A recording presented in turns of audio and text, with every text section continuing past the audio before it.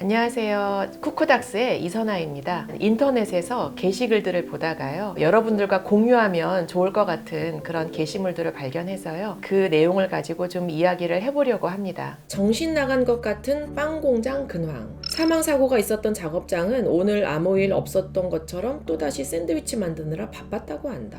아이고. 사진 왼쪽 흰 부분이 사고 장소이고 그곳을 흰천으로 가려놨다고. 사고를 목격한 직원들도 쉬는 일 없이 출근시켰다고 한다. 목격하신 분들은 심리치료 받으셔야 할 것 같은데 일을 했다고? 아니, 직원들 정신적 트라우마야. 저것도 사고 수습은 다 끝나고 재개할 것이지. 자, 정말 이 뉴스를 저도 봤는데 너무 정말 슬프고 무섭기도 하고 너무 속상했어요. 트라우마라고 하죠. 여기에도 이제 나왔는데 이 생명을 위협당하거나 이제 사망하는 것과 관련돼서 보거나 스스로가 당하거나, 예를 들어서 내가 죽을 뻔했다라든지 또는 누가 죽는 걸 봤다든지 누가 거의 죽기 직전까지 가는 걸 봤다든지, 이런 게 이제 트라우마가 되는 건데, 그러니까 이분들은 트라우마를 받은 게 맞죠. 우리가 PTSD라고 많이 들어보셨을 거예요. 그 외상 후 스트레스 장애, 스트레스 질병 이렇게 얘기하는데, 실제로 저도 외상 후 스트레스 장애를 알았었다고 영상에서 이야기한 적도 몇 번 있는데, 저는 이제 제가 강도를 만났었거든요. 밤에 퍽치기를 당했어요. 머리 피 철철 나고 정말 죽기 직전까지 갔거든요. 근데 이제 이럴 때 이제 어떤 증세가 생기냐면요, 일단은 과각성이라는 증세가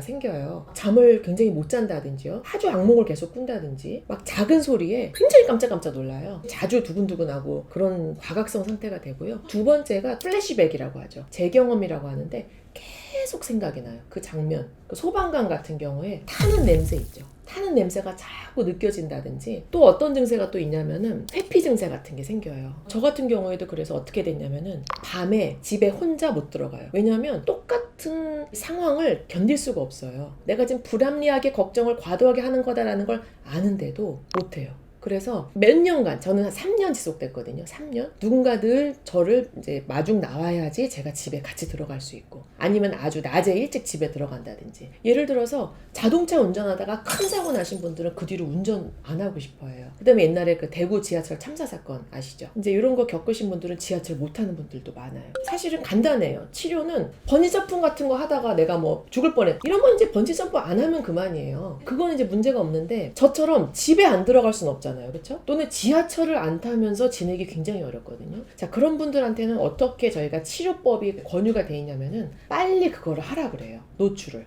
우리가 이제 노출 치료라고 하는데, 그 트라우마의 어떤 그 상황에 다시는 복귀하는 게 사실은 좋아요. 대구 지하철 참사 사건 있고 나서 한동안 안 탄 분들이 있어요. 그런 분들은 사실은 평생 못 타는 경우가 많아요. 근데 반면 내가 지금 목구멍이 포도청이어갖고 직장을 가느라고 지하철을 어쩔 수 없이 막 부들부들 떨면서 막 타는 분들이 있거든요. 그때 그런 분들은 사실은 금방 나아요. 자, 그러면 이제 혹시나 이렇게 오해하실까봐 제가 좀 걱정돼서 추가적으로 말씀드리면, 빵 공장에 하루빨리 출근을 해라, 근데 그런 거는 절대 아니에요. 지금 아까 흰천으로 뭐 가려놓고 칸막이 해놓고, 그거는 이 사고 현장이 그대로 있는 거잖아요. 저 기계에 다쳐서 사고가 난 거잖아요. 그것은 마치 그 강도가 그대로 있는 상황, 불타는 지하철이 그대로 있는 상황과 똑같거든요. 자, 우리가 불타는 지하철, 그 이후로 모든 지하철 다 그 난연, 이제 불 안 타는 걸로 다 바뀐 거 아시죠? 그러니까 그런 식으로 완전히 환경을 바꿔줘야 되는 게 맞는 거예요. 뭐 예를 들어서 이 층에는 아예 뭐 출입을 못하게 한다든지 한동안, 아니면 아예 뭐 리모델링을 한다든지, 이렇게 하는 게 사실은 굉장히 필요하죠. 사망사고 현장을 그대로 놔두면서 막 계속 출근해라, 이거는 강도를 보면서 계속 일해라, 이거랑 똑같은 거고, 불타고 있는 지하철 보면서 계속 지하철 타라, 이거는 이제 말도 안 되는 얘기입니다. 중학생 아들 마음 잡으려고 현관 비번 바꾼 엄마, 학대 무혐의. A씨는 지난 6월 23일 자신이 거주하는 아파트에서 중학생 아들 B군이 늦은 시간까지 귀가하지 않자 집에 들어오지 못하도록 비밀번호를 바꿨다. 이에 B군은 경찰에 신고했고, 경찰 조사에서 A씨는 오히려 B군이 귀가를 거부했다고 주장했다. A씨도 평소 아들의 외박이 잦아 상담센터에서 권유한 대로 조치했다. 아들이 마음만 잡는다면 내가 구속돼도 상관없다고 진술했던 것으로 알려졌다.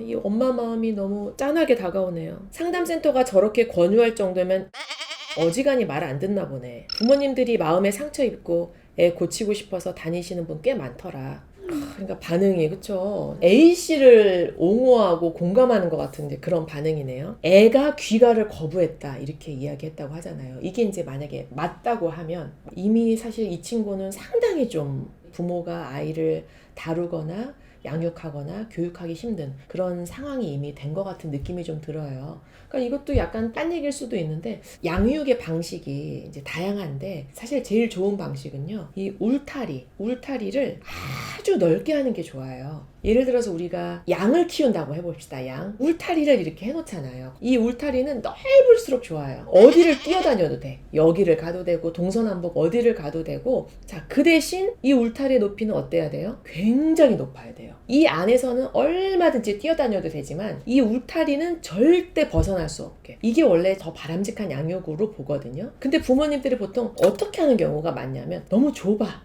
뛰어다닐 공간이 별로 없어. 근데 그러면 어떻게 되느냐? 자꾸 삐져나가게 돼요. 밖으로 나갈 일이 많아져요. 너 또 왜 여기 나갔냐? 여기 안에서만 놀라 그랬지. 부모님이랑 아이는 갈등이 계속 잦아지고 애는 어떻게 돼요? 처음엔 좀 안 나가고 말을 들었다가 좀 약간 한번 나가봤는데 뭐 그렇게 큰 뭐가 없단 말이에요. 부모를 무시하게 돼요. 또 이제 재밌는 게 뭐냐면요. 이렇게 좁게 울타리를 만들어 놓은 부모님들이 여기를 나가면 막 난리를 쳐요. 큰 잘못한 것처럼. 근데 막상 아주 큰 이 절대 넘어서는 안 되는 이 행동 있죠. 이거를 넘어가잖아요. 그러면 또 잘 대처를 못 해요. 예를 들어서 짧은 치마 입고 막 화장 요란하게 하고 염색을 막 하고 라고 했을 때 막 난리쳐요. 부모님이 막 혼내고 때리고. 근데 막상 가출을 했다. 누구를 때렸다. 뭐 법적으로 큰 문제가 생겼다. 이러면요. 그 뒤로 애한테 절절매는 경우가 생겨요. 그게 되게 아이러니거든요. 그렇게 되면은 이제 애들이 부모를 정말로 우습게 봐요. 그때부터는 이제 정말 악몽의 시작이에요. 보통 이 울타리 그럼 기준이 뭐냐? 법, 형법. 법적인 문제. 우리가 뭐 여기 뭐 네일아트 칠하고 뭐 여기 뭐 염색한다고 법에 위촉되지 않잖아요. 여자친구, 남자친구 사귀는 거 법에 금지되어 있지 않잖아요. 물론 이제 어머님이 바라시는, 아버님이 바라시는 기준에는 못 미칠 수 있고 윤리적이거나 도덕적이거나 그런 거에는 조금 뭐 설왕설래가 있을 수는 있어도 법을 어기는 건 아니거든요. 그런 거에 대해서는 상당히 좀 너그럽고 여유롭고 그렇게 하실 필요가 있고. 근데 만약에 얘가 법을 어기기 시작했다. 이러면 이건 아주 단호하게 대처를 하셔야 돼요. 그래야지 부모 자녀 간의 위계 질서도 생기고 부모 자녀 위계가 있어야지 아이도 부모를 신뢰하고 안정적인 마음을 갖고 잘 지내고 부모도 부모로서의 양육의 효능감이 생기고 하기 때문에 훨씬 더 아이들한테 잘 따뜻하게 해주고 하거든요. 생각해보면은 여러분들이 좋은 부모가 되는 방법 책 읽고 공부하고 시험 본 적 있어요? 없거든요. 대부분. 희한하게 0세부터 20살까지 얼마나 한 사람을 키우는 게 대단하고 어렵고 위대한 일인데 그걸 공부하는 사람이 별로 없어요. 예를 들어 애가 싸울 때는 어떻게 해줘야 된다. 친구들끼리는 어떻게 지내도록 해야 된다. 부모한테 반항할 때는 어떻게 해야 된다. 애가 사춘기면 어떻게 해야 된다. 이런 거에 대해서 이렇게 하는 것도 괜찮고 저렇게 해도 괜찮다가 아니고요. 다 정답이 있어요. 이미 청소년 교육학, 아동 심리학, 정립된 학문들이 있는 영역이에요. 그래서 그러면 이제 어떻게 해야 되느냐. 공부를 하셔야 돼요. 근데 지금 와서 어떻게 공부해요? 내가 지금 직장 다니는 것도 힘들어 바빠 죽겠는데 그렇죠? 그렇기 때문에 도움을 받는 거죠. 전문가의 도움. 심리상담센터에 부모 양육 상담이라는 걸 진행하는 그런 곳들이 많이 있어요. 시간을 쓰고 노력을 쓰고 해서 부모 양육 상담을 꽤 어릴 때부터 받으시는 걸 저는 권해요. 우리 애가 딱히 문제가 없는데요? 해도 저는 건강검진의 차원으로 아주 어릴 때부터 하기를 권하거든요. 건강검진은 건강할 때 받는 거잖아요. 마찬가지로 자녀를 양육하는 그런 거를 의무화하는 것도 사실 되게 필요하다고 생각해요. 학교에서 너무 필수적인데 안 가르치는 거 두 가지가 있다고 저는 생각해요. 첫 번째가 바로 좋은 부모가 되는 법. 어디도 안 가르쳐 주잖아요. 또 하나가 전세 계약은 어떻게 해야 되고 월세 계약은 어떻게 해야 되고 경제적인 거에 대한 아주 필수적인 거 정말 어릴 때부터 교육이 해야 된다고 저는 생각을 합니다.